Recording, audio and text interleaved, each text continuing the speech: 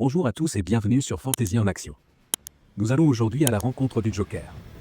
Le Joker le plus infâme des méchants de Gotham est le visage du chaos et de la folie depuis des décennies. De ses premières apparitions dans les bandes dessinées à ses représentations plus récentes dans les films, le Joker est un symbole d'imprévisibilité, d'anarchie et de terreur. On se demande qui est le Joker. Ce qui a transformé un homme ordinaire en clown, prince du crime. Et pourquoi il est devenu l'un des personnages les plus redoutés de toute la fiction. Contrairement à la plupart des personnages de bande dessinée, l'origine du Joker est délibérément ambiguë. Ce qui contribue à sa mystique. L'origine la plus largement acceptée étant détaillée pour la première fois dans The Killing Joke d'Alan Moore. 1988 dépeint le portrait tragique d'un comédien raté qui essaie de subvenir aux besoins de sa femme enceinte, désespéré par le manque d'argent. Il accepte de participer à un vol. Cependant, une série d'événements malheureux, dont la mort tragique de sa femme, le conduit à participer seul au crime. Pendant le braquage, il est confronté à Batman et tombe dans une cuve de déchets chimiques chez ACE Chemical. Les produits chimiques blanchissent sa peau, teignent ses cheveux en vert et lui déforment la bouche en un sourire permanent et horrible. Cet incident, combiné au chagrin d'avoir perdu sa famille, le rend fou et donne naissance au Joker. Mais même cette origine est entourée d'incertitudes. Le Joker lui-même suggère dans The Killing Joke. Si je dois avoir un passé, je préfère qu'il soit multiple. Cette réplique résume la personnalité complexe du Joker. Son histoire est un mystère, peut-être même pour lui-même. Et cette imprévisibilité est un élément clé de sa terreur dans différentes interprétations. Comme le Joker de Dark Knight 2008. Ses origines sont totalement inconnues, le Joker de Heath Ledger offrant de multiples explications contradictoires à ses cicatrices. Le film embrasse l'idée que le Joker est le chaos incarné, sans motif, antécédent ou identité claire. La transition de l'homme au Joker est un processus de transformation physique et d'effondrement psychologique. Le Joker est plus qu'un simple méchant. Il est le symbole de ce qui se passe lorsque la fragile frontière entre la raison et la folie est franchie. Le fil conducteur de la plupart de ces histoires d'origine est une mauvaise journée, un événement catastrophique qui le pousse au-delà du bord de la raison. Dans The Killing Joke, ce concept est central.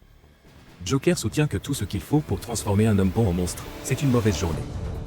Son expérience, perdre sa femme, échouer dans sa carrière, être défiguré dans un accident chimique détruit son sens de soi et sa santé mentale. Il sort de ce traumatisme non seulement en tant que criminel, mais aussi en tant que personne qui voit le monde comme une plaisanterie cruelle sans signification ni moralité. Sa transformation est complète lorsqu'il abandonne son ancienne identité, choisissant plutôt d'embrasser le chaos et l'anarchie. Dans d'autres interprétations comme Todd Phillips, Joker, 2019, Arthur Fleck, l'homme qui devient Joker est poussé à la folie par la négligence de la société et les abus systémiques. Fleck, un homme souffrant de troubles mentaux, a du mal à trouver de l'empathie ou des liens dans une ville qui semble le mépriser. Sa dépression est progressive, mais non moins marquante. Cette version du Joker est moins un maître du crime qu'une figure tragique, brisée par un monde qui ne se soucie pas de ses citoyens les plus vulnérables. Le mal du Joker ne se limite pas au crime. Il est, au fond de lui, l'incarnation du chaos et du nihilisme. Le Joker a commis certains des actes les plus horribles de l'histoire de la bande dessinée. En 1988, l'un des actes de violence les plus célèbres et les plus brutaux commis par le Joker a été le meurtre de Jason Todd, le deuxième Robin. Le Joker a battu à mort le jeune héros avec un pied de biche avant de laisser son corps exploser. Cet acte a dévasté Batman, alimentant encore plus son obsession d'arrêter le Joker une fois pour toutes. Dans The Killing Joke, le Joker tire sur Barbara Gordon, plus connue sous le nom de Batgirl, et la paralyse dans le but de rendre fou son père, le commissaire Jim Gordon. Il kidnappe et torture Jim Gordon, affichant des images des souffrances de sa fille pour tenter de prouver que même les meilleures personnes peuvent être brisées par la folie. Cela démontre la nature unique de la cruauté du Joker. Il ne tue pas seulement pour le plaisir de tuer. Il cherche à détruire mentalement et émotionnellement ses ennemis. En particulier Batman, qu'il considère comme son rival ultime. Le règne de terreur du Joker s'étend au-delà de Gotham. Il est responsable de massacres, notamment en empoisonnant des quartiers entiers avec sa toxine Joker, un gaz mortel. Il provoque des rires incontrôlables suivis de la mort. Ces crimes sont souvent conçus pour semer la peur et la confusion, démontrant que personne, pas même Batman, n'est capable de le contrôler totalement. Ce qui rend le Joker vraiment terrifiant, c'est son imprévisibilité. Contrairement à de nombreux méchants, le Joker n'a pas d'objectif clair. Il ne veut ni le pouvoir, ni l'argent, ni le contrôle. Il veut le chaos.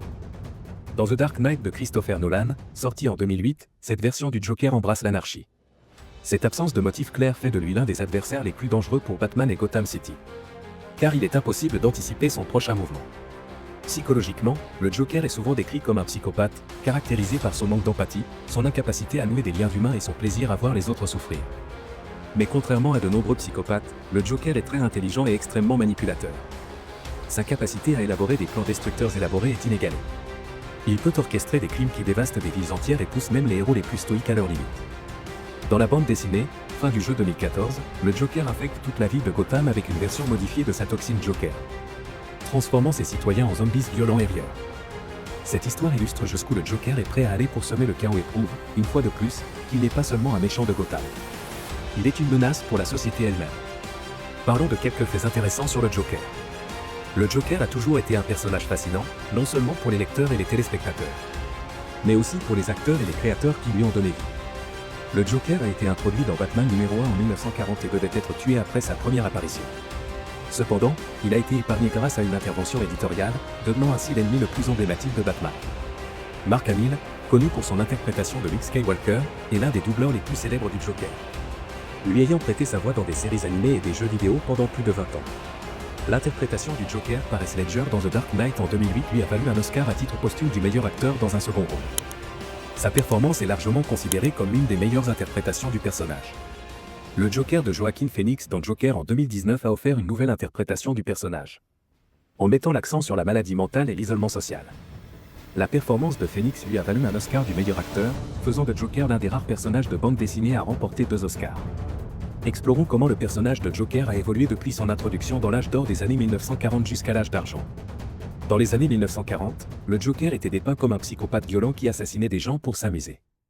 Pendant l'âge d'or de la bande dessinée, des années 1950 aux années 1960, le personnage a été édulcoré en raison de la censure, devenant davantage un farceur inoffensif.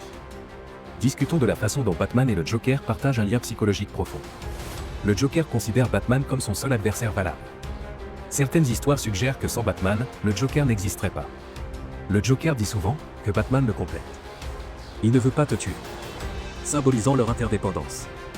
Cette dichotomie ordre contre chaos ajoute de la profondeur à leur relation. Le Joker représente le méchant ultime, une figure du chaos, de la destruction et de la folie. Son origine incertaine, sa nature imprévisible et sa capacité à faire le mal font de lui un personnage unique dans le monde de la bande dessinée et au-delà. Au fil des décennies, le Joker est passé du statut de simple méchant à celui de symbole des aspects les plus sombres de la psyché humaine, incarnant à quel point une personne peut sombrer dans la folie lorsqu'elle est dépouillée de tout ce qui lui est cher. Ses combats contre Batman sont plus que de simples affrontements entre un héros et un méchant. Ils sont un affrontement entre l'ordre et le chaos, la raison et la folie. Merci d'avoir regardé cet épisode de Fantasy en Action. N'oubliez pas de vous abonner et d'activer la cloche de notification pour ne pas manquer le prochain épisode.